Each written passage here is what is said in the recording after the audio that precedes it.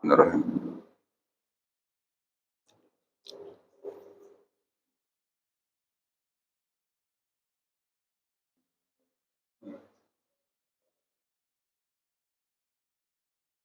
Assalamualaikum warahmatullahi wabarakatuh. Waalaikumsalam warahmatullahi wabarakatuh.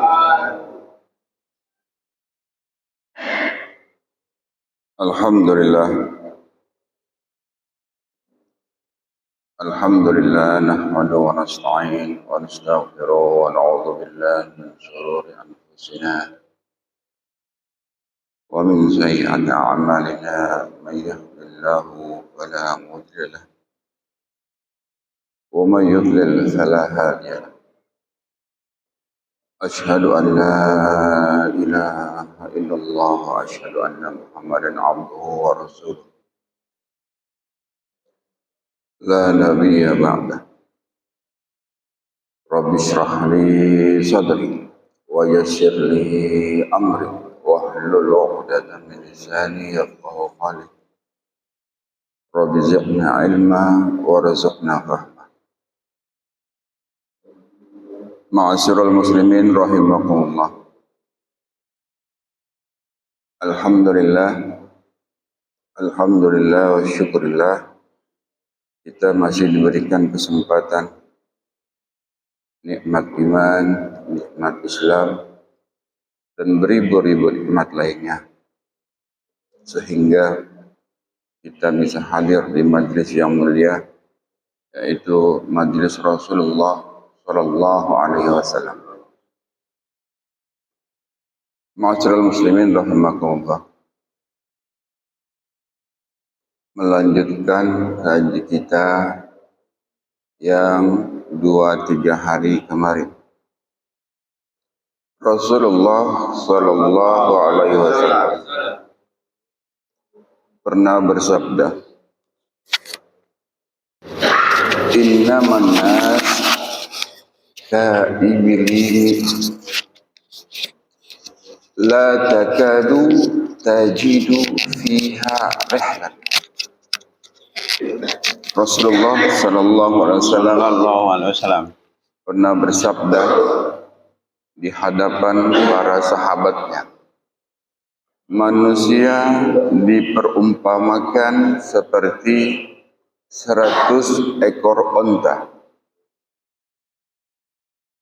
Kita mempunyai 100 ekor onta, tetapi dari banyaknya kita punya onta tersebut, la takadu tajidu fiha rihlan.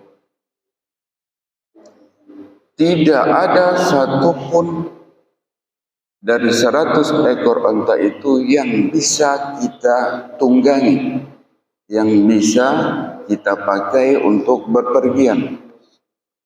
Artinya apa?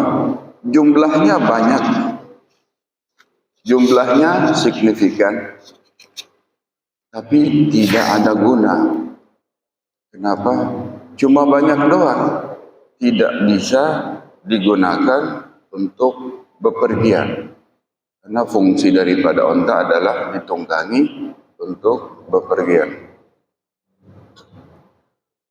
Bahkan di hadis lain, Rasulullah Sallallahu Alaihi Wasallam di akhir zaman nanti, seperti sekarang kita hidup di zaman akhir, umatku akan jadi santapan seperti santapan atau makanan di atas meja oleh bangsa-bangsa lain. Umat Islam akan dikeroyok, umat Islam akan dibantai oleh umat lain. Rasulullah memperingatkan kepada para sahabat seperti itu. Logikanya, orang-orang yang dikeroyok, orang-orang yang dibantai, itu jumlahnya sedikit dibandingkan orang-orang yang mengkeroyok. Para sahabat bertanya, "Wa min qillati nahnu yawma idzin ya Rasulullah?"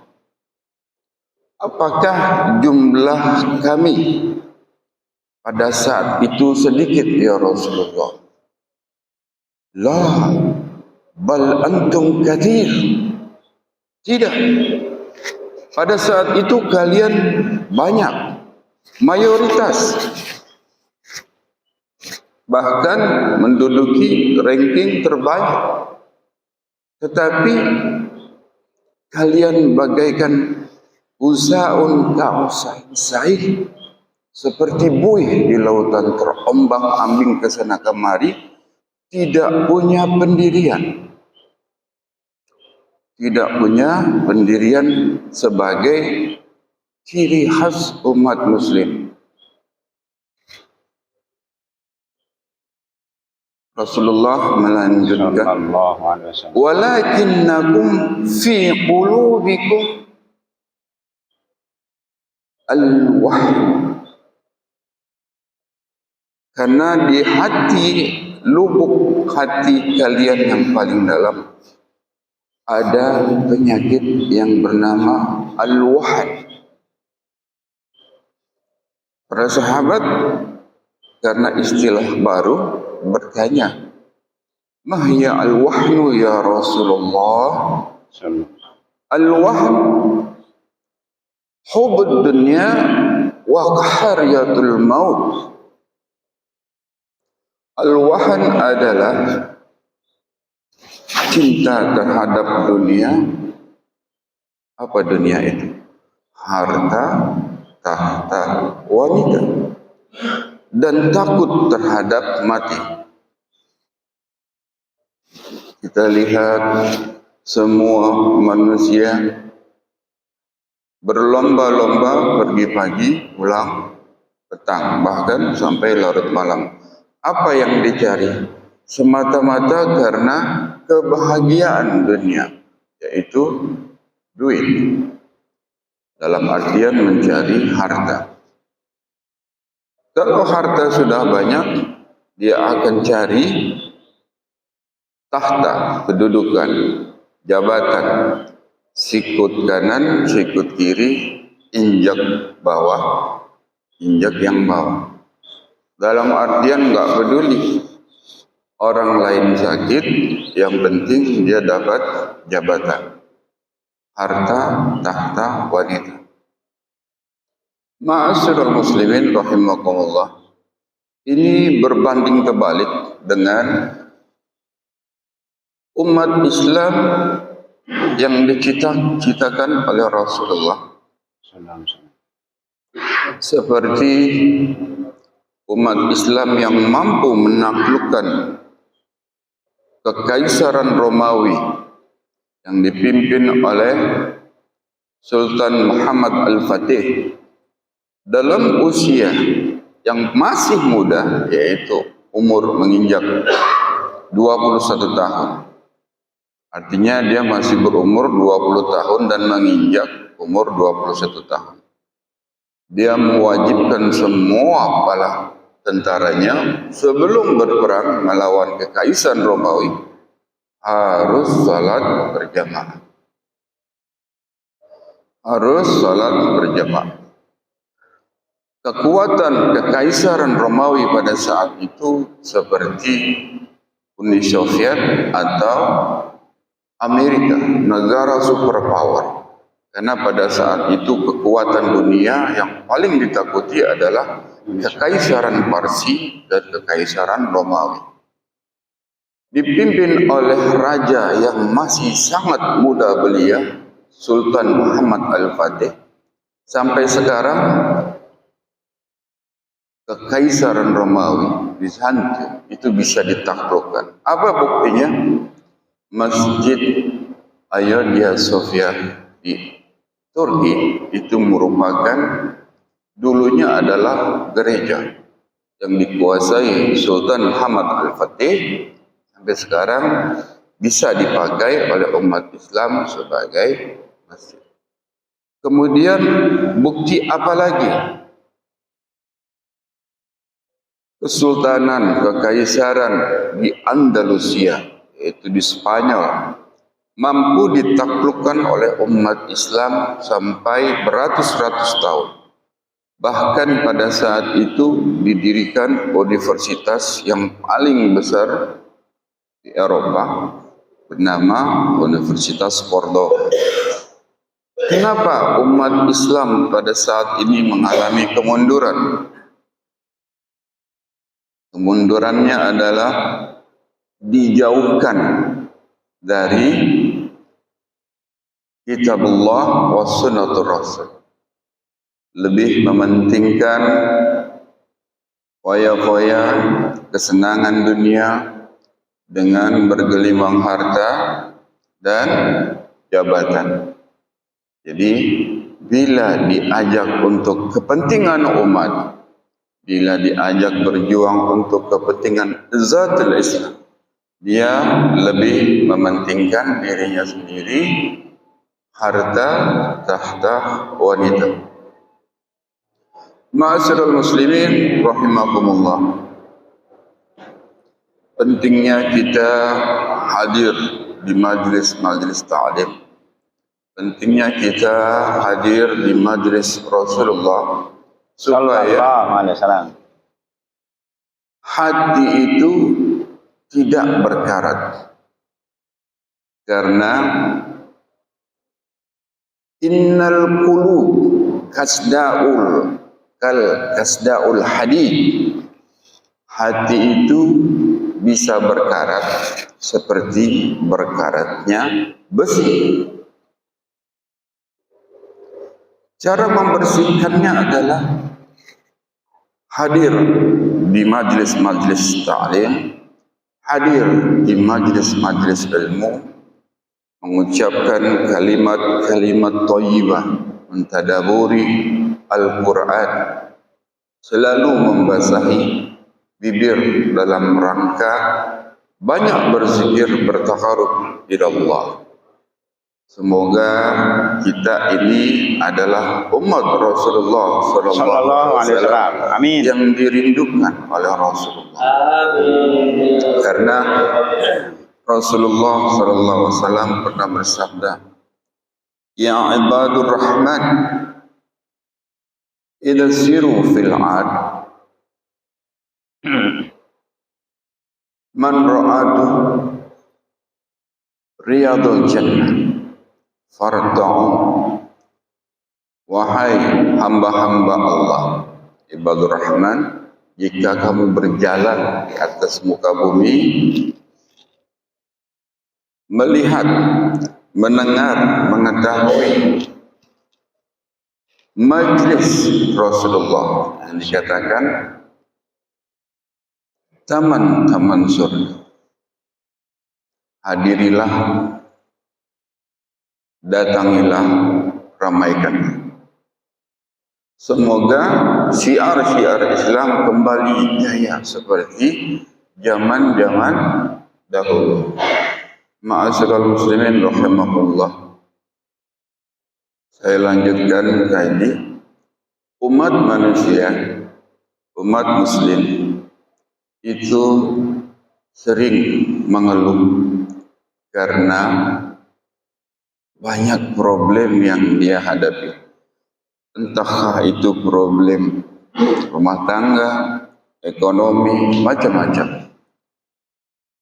Banyak masalah, banyak problem, itu wajar. Yang jadi masalah adalah dia tidak mempunyai masalah, yaitu Allah yarham. Biasanya orang yang sudah meninggal urusannya cuma satu, yaitu tawakal kepada Allah karena akan dihisab.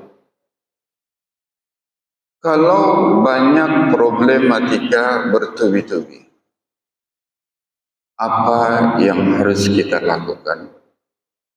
Bermuhasabah. Apakah sholat kita sudah khusyuk walaupun sering berjamaah? apakah sudah tumanina?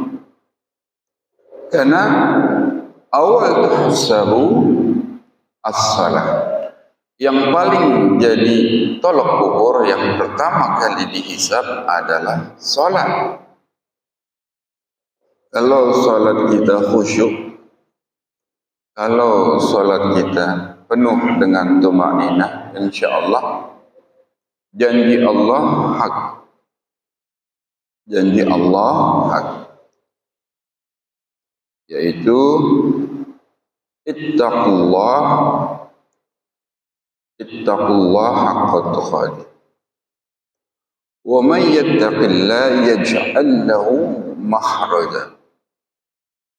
Orang yang bertakwa, yang rajin salat maksudnya, Allah akan jadikan dia mudah segala urusannya, diberikan solusi, diberikan jalan keluar. Wa may yattaqillah yaj'al lahu makhrajan. Atau dalam kata lain, wa may yaj'al lahu makhraja 'alal muttaqin. Allah akan jadikan jalan keluar, solusi semua problematika hidup kepada orang-orang yang bertakwa. Ma'asyiral muslimin rahimakumullah. Seperti Rasulullah sallallahu alaihi wasallam kalau dihadapkan dengan berbagai masalah, satu problematika, dia akan pergi ambil wudu dan bersalat. Bahkan dia pernah memberikan suatu tausiah di hadapan para sahabat, janganlah engkau mencuri salatmu. Bagaimana kita mencuri salat ya Rasulullah? Seburuk-buruk amal perbuatan adalah perbuatan mencuri salat. Bagaimana orang bisa mencuri salat ya Rasulullah? Yaitu orang-orang mukmin yang tidak tumanina, tidak khusyuk dalam ruku dan sujudnya. Kemudian kalaupun masalah hidup terus datang dan bertubi-tubi menerpa kita dalam keseharian, periksalah, introspeksi dirilah. Mungkin kita punya salah kepada kedua orang tua kita. Kalau kedua orang tua kita senang, ridho, Allah akan tersenyum. Kalau orang tua kita murka, sedih akibat perbuatan kita, maka kita akan selalu sial dalam hidup. Bagaimana kalau orang tua kita sudah dipanggil oleh Allah Subhanahu wa taala, Allah yang kirimkan doa atau kirimkan amal soleh, sedekah atas nama orang tua.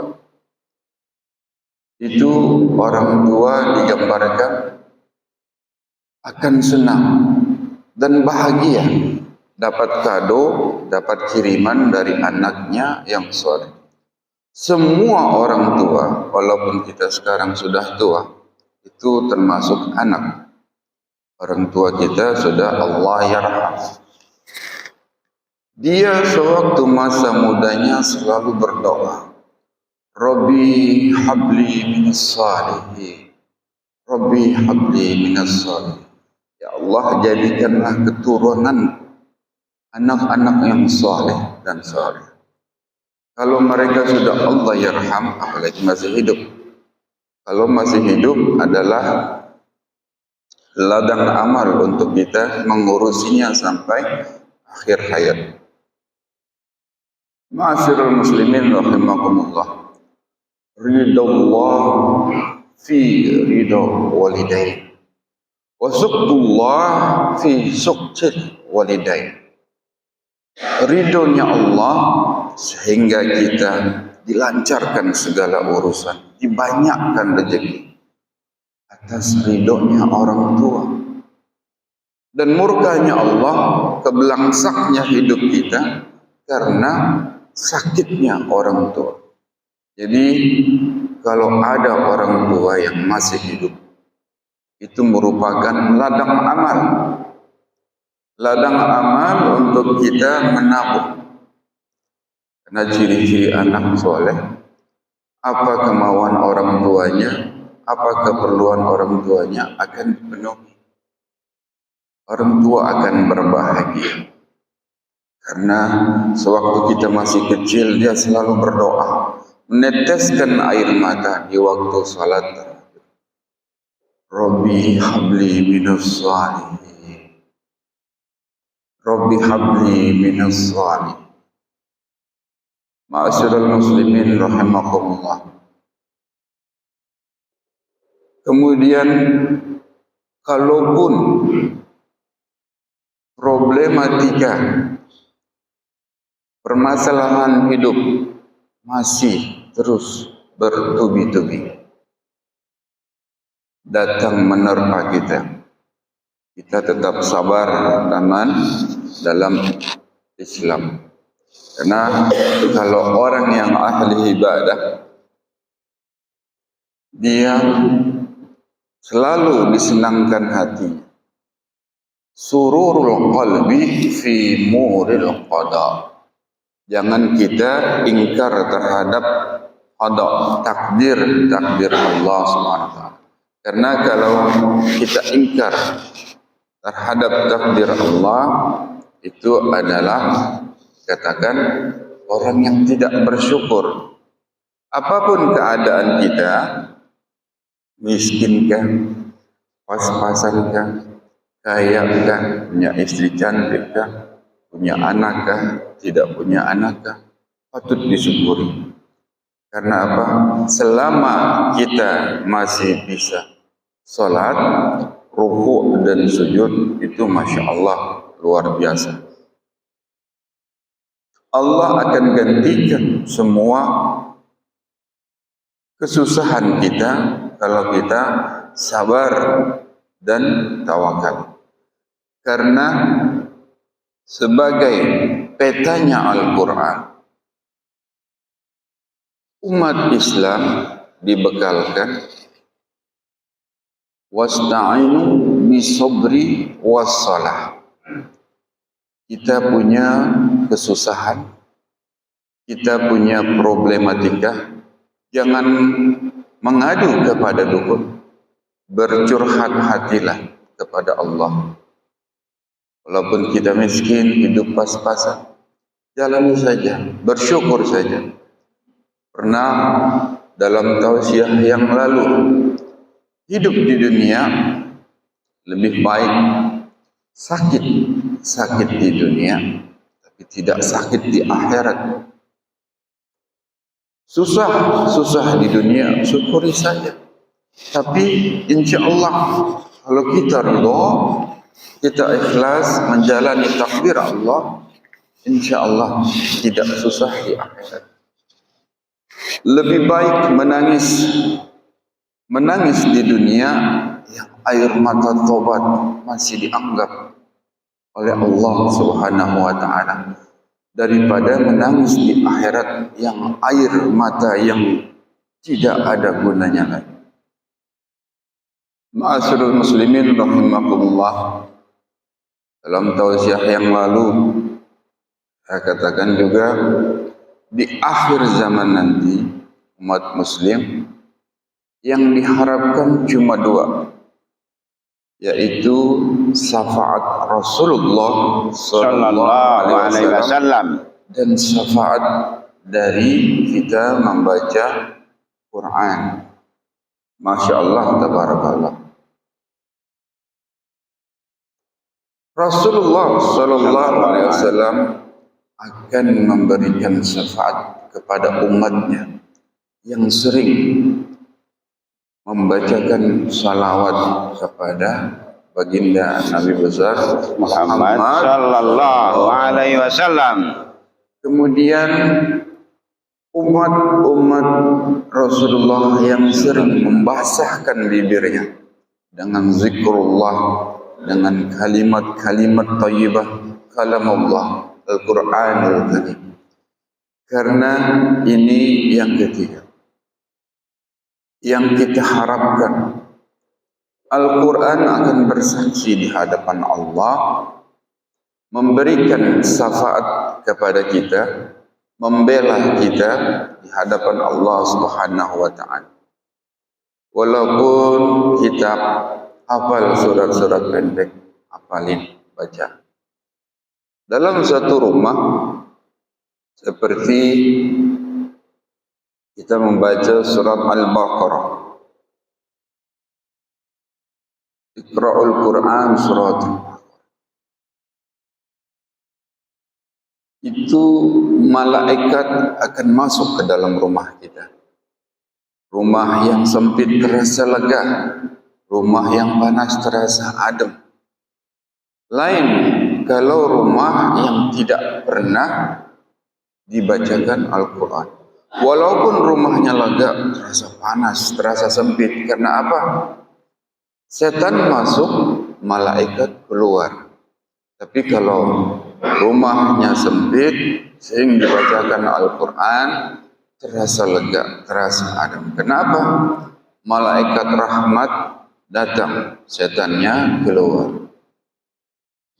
Ma'asyiral muslimin rahimakumullah, perbanyaklah baca Al-Quran, hafalilah Al-Quran walaupun tidak hafal-hafal. Karena sulitnya menghafal Al-Quran, mungkin Al-Quran itu sedang rindu terhadap kita, sedang meruntuhkan dosa-dosa kita. Amin. Sehingga kita terus berusaha menghafal Al-Quran. Karena inilah yang akan membela kita di yaumil akhir. Apa dalilnya? Iqra'ul Qur'an fa innahu fi yaumil qiyamah. Iqra'ul Qur'an fa innahu sayati fi yaumil qiyamah safi'an li ashab. Bacalah Al-Quran, tadaburilah Al-Quran, seperti sekarang kita sedang mentadaburi Al-Quran, sehingga kita paham. Al-Quran akan memberikan syafaatnya di hari kiamat kepada siapa saja yang membacanya dan kepada siapa saja yang mentadaburinya. Ma'asyiral muslimin rahimakumullah. Yang keempat, yang terakhir, mudah-mudahan cukup waktunya. Sudahkah kita menjalankan nasihat-nasihat dari majelis-majelis yang sering kita hadiri? Artinya kita mengamalkan. Lebih baik tahu sedikit tapi banyak mengamalkan daripada tahu banyak tapi tidak mengamalkan. Ilmu yang tidak diamalkan itu seperti al-ilmu bila amalin kal sajar bila tamarin. Ilmu yang tidak diamalkan itu seperti pohon yang tidak berbuah. Makanya walaupun kita punya ilmu sedikit, hadir dari para habaib, asatidz, para ulama, diberikan satu wejangan, kita jalani. Insya Allah segala urusan kita dimudahkan. Segala urusan kita diberikan solusi oleh Allah Subhanahu wa taala. Ma'asyiral muslimin rahimakumullah. Kadang kita sering mengeluh. aduh hidup begini-gini amat, syukurilah. Karena di luar sana dalam era globalisasi banyak yang lebih susah dibanding kita. Kalau kita hidup di Indonesia walaupun panas terik tidak punya AC, masih terdapat angin sepoi-sepoi. Sewaktu saya tinggal di Jazirah Arab, kalau pergi selalu bawa aqua. Anggap saya pergi ke pasar Kota Bumi. Kalau naik ojek nggak ada, jalan kaki. Itu harus bawa berbekal aqua. Bila tidak, tenggorokan terasa perih, panas. Kenapa? Banyak debu dan panas terik. Dalam perumpamaan kalau saya berangkat kerja, ada telur burung dara jatuh depan pintu. Pulang-pulang itu telur burung dara sudah matang seperti di atas kuali. Kita bersender seperti tembok yang ini. Itu masih terasa panas walaupun jam 9 malam. Karena teriknya matahari. Di Indonesia walaupun terik panas tapi masih ada angin sepoi-sepoi karena banyak tumbuhan yang hijau. Ma'asyiral muslimin rahimakumullah. Perbanyaklah zikir mengingat Allah. Karena dengan banyak berzikir mengingat Allah, kita akan dimudahkan segala urusan. Akan dibantu pertolongannya oleh Allah Subhanahu wa taala. Seperti semalam Ustaz Khudari mengatakan, "Ud'uni astajib lakum. Wadhkuruni adzkurkum." Masya Allah. Janji Allah hak. Wa'adallah hak. Dan Allah tidak pernah ingkar janji. Insya Allah dengan kita banyak berzikir, dengan banyak kita mengingat Allah, kita akan diberikan pertolongan. Kita akan dibantu. Apalagi sekarang bulannya bulan Maulid. Bulannya bulan Maulid, dianjurkan, disarankan kita memperbanyak salawat kepada baginda Nabi besar Muhammad sallallahu alaihi wasallam. Karena Rasulullah sallallahu alaihi wasallam akan memberikan syafaatnya.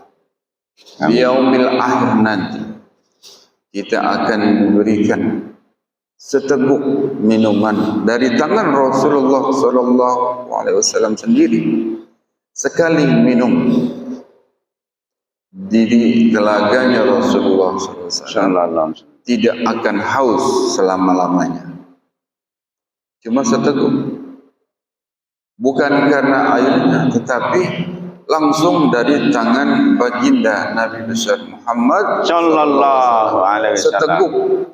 Seteguk saja, nanti penduduk surga senang, sering bermain-main di telaganya Rasulullah untuk kesenangan. Tapi kita yang dipanggil satu persatu untuk mendapatkan syafaat dari Rasulullah SAW, seteguk saja kita minum dari telaganya Rasulullah, tapi dari tangan Rasulullah SAW tidak akan haus selama-lamanya. Itulah keistimewaan, itulah keunggulan baginda Nabi besar Muhammad SAW. Makanya kita ini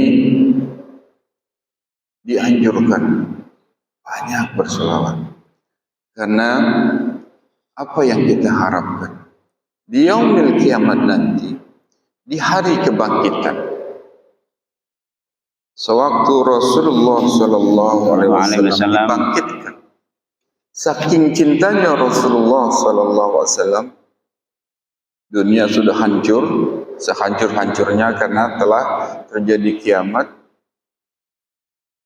Malaikat Jibril diperintahkan oleh Allah untuk mencari makamnya Rasulullah. Pada saat itu malaikat Jibril memohon kepada Allah, berilah tanda. Berilah tanda untuk mengenali di mana makamnya Rasulullah. Walaupun sekarang kita semua tahu makam Rasulullah di dalam Masjidil Haram, Masjid Nabawi. Tapi nanti setelah bumi digoncangkan, isi perut bumi dikeluarkan, bahkan matahari terbit dari sebelah barat, kita akan kehilangan dimensi waktu. Pada saat itu malaikat Jibril memohon mencari makam Rasulullah. Dengan kuasa Allah, dengan izin Allah, malaikat Jibril menemukan makam Rasulullah yang dibangkitkan pada saat. Setelah dibangkitkan Rasulullah SAW pada saat itu, dia mengusap matanya. Setelah dia melihat yang hadir di hadapannya adalah malaikat Jibril. Mahadha yaum ya Jibril. Ini adalah hari kebangkitan ya Rasulullah, seperti yang dijanjikan Allah kepada kalian. Apa jawab Rasulullah? Apakah pada saat itu Rasulullah SAW mencari bapaknya yang memang sudah tidak pernah dia lihat sewaktu dia lahir? Tidak. Kemudian apakah Rasulullah SAW menanyakan ibunya yang hidup bersama Rasulullah 2 tahun 4 hari? Tidak. Apakah Rasulullah SAW menanyakan cucu-cucunya yang lucu-lucu, Hasan dan Husain? Ternyata tidak. Apa yang ditanyakan Rasulullah SAW pertama kali kepada malaikat Jibril?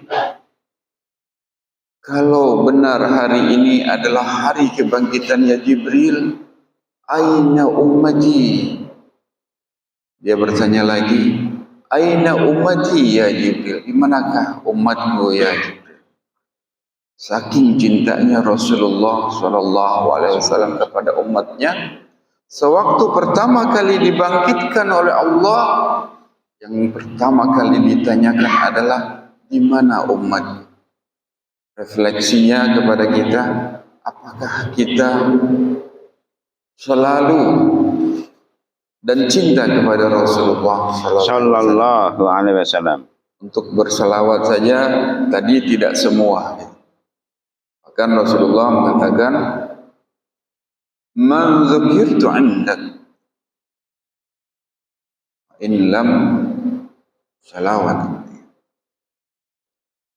Bahkan Rasulullah mengatakan juga, orang yang akan duduk di majlisku adalah orang yang banyak berselawat kepadanya.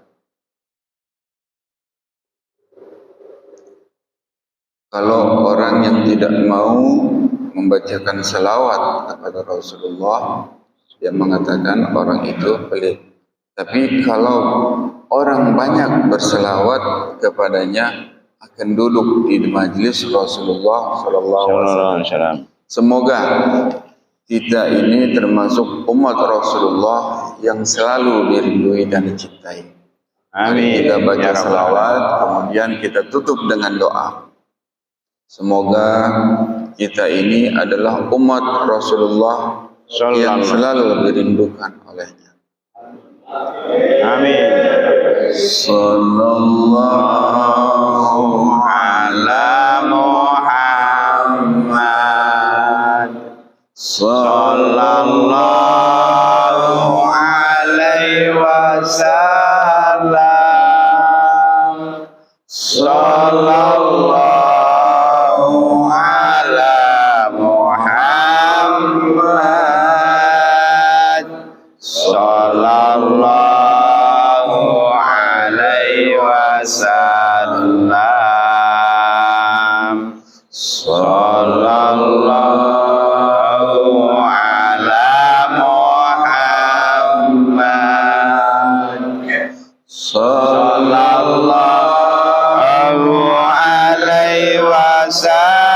wasallam. Sallallahu ala Muhammad.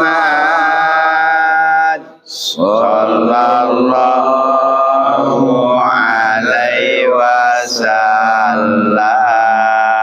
Untuk perwakilan untuk kali lagi. Sallallahu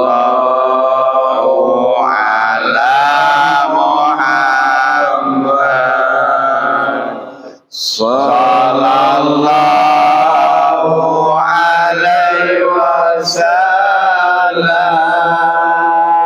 Sallallahu ala Muhammad. Sallallahu alaihi wasallam. Alhamdulillah. Allahumma ij'alna abwabal khair wa abwaban ni'mah wa abwabal quwwah wa abwabas sihah wa abwabas salamah wa abwabal jannah al-hadiniyah wa bi kulli niyatin salihah wa ila hadratin nabi al-fatihah. أعوذ بالله من الشيطان الرجيم. بسم الله الرحمن الرحيم.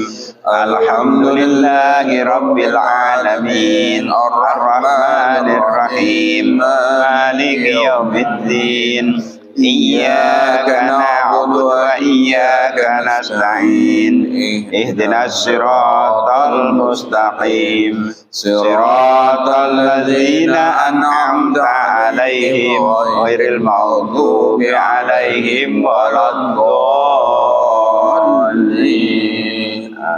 Allahumma bihamdil Fatiha wa basyiril Fatiha wa bi hurmatil Fatiha wa bi mu'zatil Fatiha wa farizal hamdi wa ya kasif wa ya dafi'al bala ya Allah wa ya dafi'al bala ya rahim wa ya dafi'al bala ya rahman. Da'wahum fiha subhanallah wa tahiyyatuhum fiha salam wa akhiru da'wahum alhamdulillahi rabbil alamin. Lebih kurang mohon maaf. Wabillahi taufiq wal hidayah. Wassalamualaikum warahmatullahi wabarakatuh. Waalaikumsalam warahmatullahi wabarakatuh. Sallallahu rabbuna ala nuril mubin abada Mustafa Sayyidil Mursalin wa ala alihi wa sahbihi